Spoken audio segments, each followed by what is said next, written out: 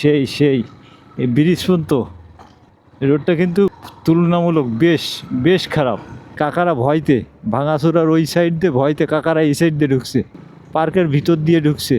সেই ধুলা, কঠিন ধুলা, পুরা মার্কা মারা এই সোনাডাঙ্গা এই বাইপাস রোডটা দেখো, এখন হচ্ছে এই অবস্থা। আর বৃষ্টিকালে কী অবস্থা হবে?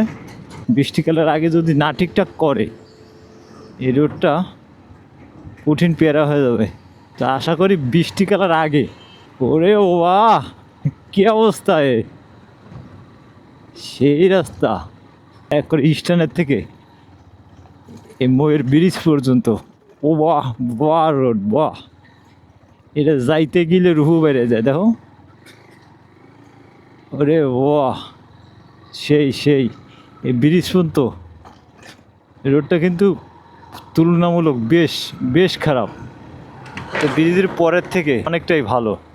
ওরে বাহ, এই রোড যদি এইরকম হয় তাহলে কিন্তু বাইক রাইড করে সেই মজা লাগে। ও আবার কিন্তু খারাপ।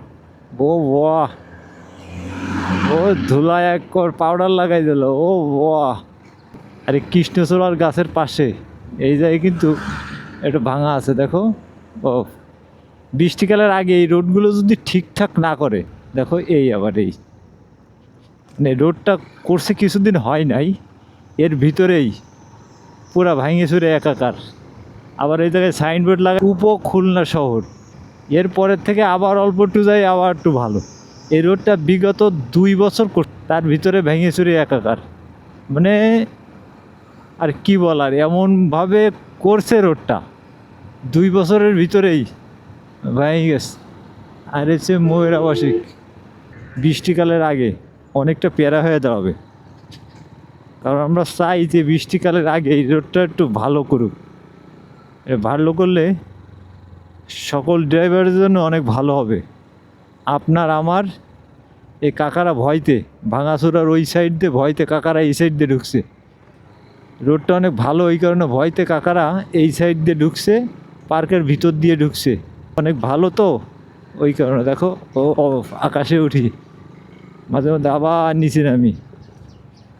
মানে ভাঙা রোড পাইলে এইরকম ও বাইকার রাজা কি খাচ্ছে, আর ঠান্ডা পানি খাচ্ছে দেখো।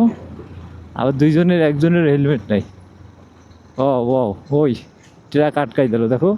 ওই